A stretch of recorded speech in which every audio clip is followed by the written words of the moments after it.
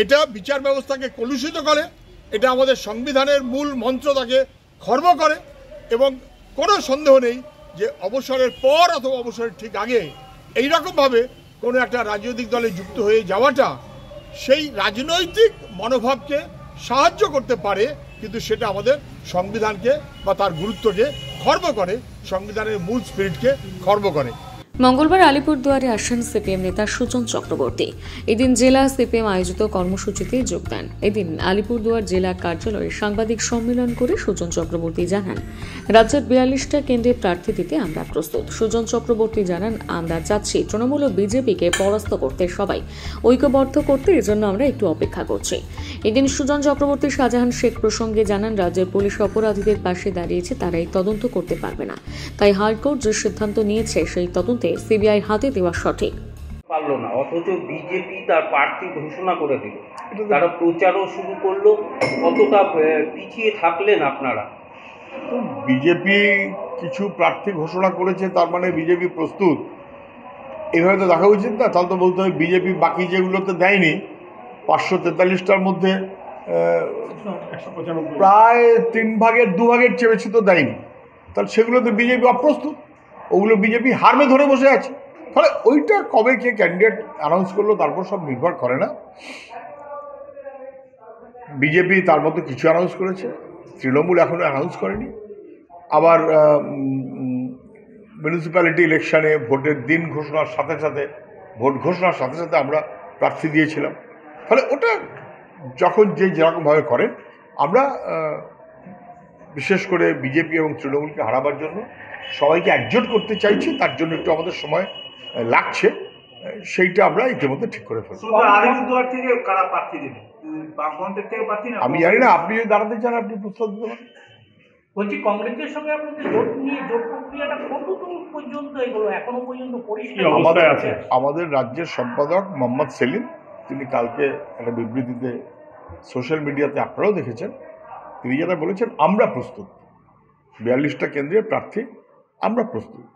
কিন্তু প্রার্থী দেওয়াটার চেয়ে বড় কথা হচ্ছে বিজেপি এবং তৃণমূলের বিরুদ্ধে মানুষের ভীষণ রাগ, ক্ষোভ, সারা দেশটা সর্বনাশ করে দিল বিজেপি, পশ্চিমবাংলাকে ধ্বংসের মুখে নিয়ে যাচ্ছে তৃণমূল। এই দুইয়ের বিরুদ্ধে সবাইকে ঐক্যবদ্ধ করবার জন্য যদি একটু সময় লাগে, হয়তো লাগতে পারে, তবে বেশি সময় না লাগাটাই ভালো। আলিপুরের পরিস্থিতিটা যদি একটু বলেন।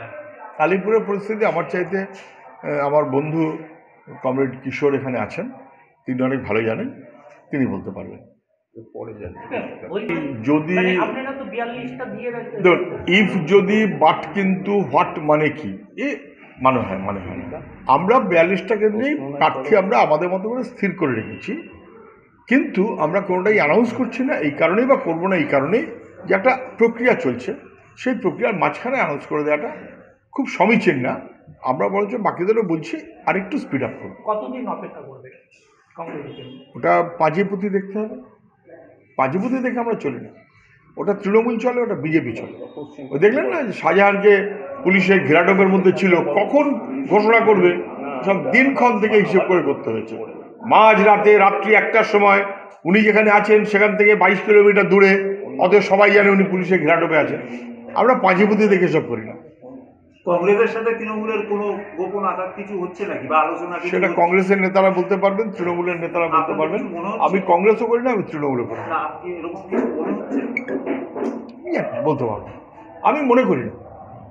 সন্দেশখালীর ঘটনায় যেভাবে ইডি আক্রান্ত হয়েছে, অফিসাররা, সাংবাদিকরা আক্রান্ত হয়েছে, ভয়াবহ। এবং সেই তদন্তের জন্য আজকে হাইকোর্টে প্রধান বিচারপতির বেঞ্চ তারা সিবিআইকে দায়িত্ব দিয়েছে। এটা একদম ঠিক এবং যথাযথ। রাজ্য পুলিশ এই তদন্ত করবে না এবং করতে পারবে না, বরং 56 দিনে সবাই বুঝেছেন রাজ্য পুলিশ পারলে নথিপত্র লোপাট করার ব্যবস্থা করেছে, যাতে তদন্ত না হয় তার ব্যবস্থা করেছে। এবং রাজ্যের সরকার, মুখ্যমন্ত্রী এবং পুলিশ তারা শাহজাহানদের পাশে দাঁড়িয়েছে, অপরাধীদের পাশে দাঁড়িয়েছে। ফলে এই তদন্ত রাজ্য পুলিশ যে করতে পারবে না, বাহানা করছে, এটা না বোঝার কোনো কারণ নেই, সবাই বুঝতে পারছেন। সিবিআই তদন্ত ছাড়া বিকল্প নেই। কিন্তু সিবিআই কি তদন্ত ঠিক মতো করে? ও তো প্রধানমন্ত্রী যখন বলবে তখন উঠবে আর তখন বসবে, ওরাও তো ঠিক মতো তদন্ত করছে না। ফলে সিবিআই তদন্ত, কিন্তু কোর্ট মনিটর্ড সিবিআই তদন্ত হতে হবে। যদি তদন্ত করতে হয় তাহলে কোর্ট মনিটর্ড সিবিআই তদন্তের কোনো বিকল্প নেই। রাজ্য পুলিশ এই তদন্ত করবে না, বরঞ্চ গুলিয়ে দেবে। দাদা, বিচারপতি অভিজিৎ গাঙ্গুলি বিজেপিতে যোগদান করতে চলেছে আগামী পরশুদিন 7 তারিখ ঘোষণা করেছেন। বিচারপতি অভিজিৎ গাঙ্গুলি আজকে ঘোষণা করেছেন যে তিনি বিচারপতির দায়িত্ব ছেড়ে দিয়েছেন এবং তিনি আগামী 2-1 দিনের মধ্যে বিজেপি দলে যোগ দিতে চাইছেন। এটা ওনার সিদ্ধান্ত, উনি ওনার সিদ্ধান্ত নেবেন, সেই সিদ্ধান্ত নিয়ে আমাদের তো কোনো কথা নেই। কিন্তু দুটো কথা একেবারে স্পষ্ট। প্রথমত, দুর্নীতির বিরুদ্ধে লড়াই করবার যে গরিমা উনি অর্জন করেছিলেন, চাকরি প্রার্থীরা যে ভরসা ওকে করছিল, এই সিদ্ধান্তের মধ্য দিয়ে সেই গরিমা ওর চলে গেল। দুর্নীতির বিরুদ্ধে লড়াই করব, অথচ আমি হয় তৃণমূল নয় বিজেপি করবে, দুটো হয় না। বিজেপি এদেশের সবচাইতে বেশি বড় দুর্নীতিগ্রস্ত দল, যারা ইলেকটোরাল বন্ড করেছে এবং ইলেকটোরাল বন্ডের মারফত 70% টাকা বিজেপি পেয়েছে। দ্বিতীয় সবচাইতে বড় টাকা যারা পেয়েছে দুর্নীতির টাকা, নিশ্চিতভাবেই তারা তৃণমূল। ফলে তৃণমূল অথবা বিজেপিতে থেকে দুর্নীতির বিরুদ্ধে লড়াই করা যায় না, এটা একদম নিশ্চিত। ওনার সিদ্ধান্ত উনি করেছেন, কিন্তু আমার ধারণা এতে ওর গরিমা বলে যেটা ছিল সেই গরিমাটা খর্ব হবে এবং চাকুরি প্রার্থী যারা তারা অস্বস্তিতে পড়বে। আর এর অ্যাডভান্টেজ নেবে তৃণমূল। তৃণমূল বলবে যে বিজেপির হয়ে উনি এতদিন ধরে তদন্তের রায় দিচ্ছিলেন, এতদিন ধরে কোর্টের রায় দিচ্ছিলেন। ফলে এটা প্রকারান্তরে তৃণমূলকে সাহায্য করবে অভিজিৎ গাঙ্গুলির এই মনোভাব অথবা বিজেপির এই সিদ্ধান্ত। যে রায়গুলো দিয়েছিলেন সেই রায়গুলো নিয়ে আবার কি তদন্ত আবার দেখুন, আমি মনে করি না যে অভিজিৎ গাঙ্গুলি যে রায় দিয়েছিলেন সেটা তৃণমূলের বিরুদ্ধে বলে রায় দিয়েছিলেন কি কারোর পক্ষে বলে রায় দিয়েছিলেন। দুর্নীতির বিরুদ্ধে যে রায় দেওয়া উচিত যথাযথভাবেই সেই রায় দিয়েছেন, এটা নিয়ে কোনো সন্দেহ নেই। যথাযথভাবে সেই রায় দিয়েছেন, সেটা তৃণমূলের অপছন্দ হতে পারে, কিন্তু রাজ্যের চাকরি প্রার্থীরা তাতে ভরসা পাচ্ছিল।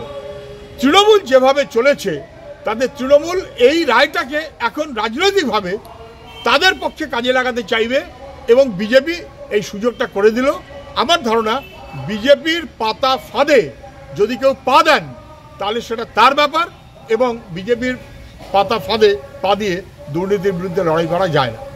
আমাদের দেশের সংবিধানে বিচার ব্যবস্থার গুরুত্ব অপরিসীম এবং বিচারপতি অবসর নেবার সাথে সাথে রাজনৈতিক দলের হয়ে কোনো একটা স্বার্থে জড়িয়ে গেলেন, কোনো একটা অ্যাডভান্টেজ নিলেন, এটা বেঠিক।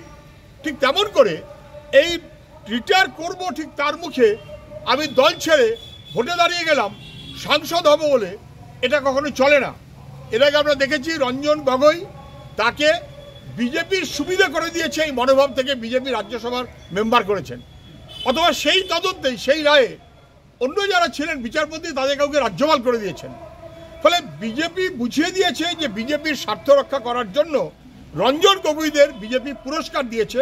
এটা বিচার ব্যবস্থাকে কলুষিত করে, এটা আমাদের সংবিধানের মূল মন্ত্রটাকে খর্ব করে এবং কোনো সন্দেহ নেই যে অবসরের পর অথবা অবসরের ঠিক আগে এইরকমভাবে কোনো একটা রাজনৈতিক দলে যুক্ত হয়ে যাওয়াটা সেই রাজনৈতিক মনোভাবকে সাহায্য করতে পারে, কিন্তু সেটা আমাদের সংবিধানকে বা তার গুরুত্বকে খর্ব করে, সংবিধানের মূল স্পিরিটকে খর্ব করে। এটা কখনো সমীচীন নয়, যথার্থ নয় যে আমি বিচারক রিটায়ার করেই অথবা রিটায়ার করার আগেই একটা ভোটে দাঁড়িয়ে গেলাম স্বার্থ সিদ্ধির জন্য। এটা সমীচীন বলে আমি মনে করি না।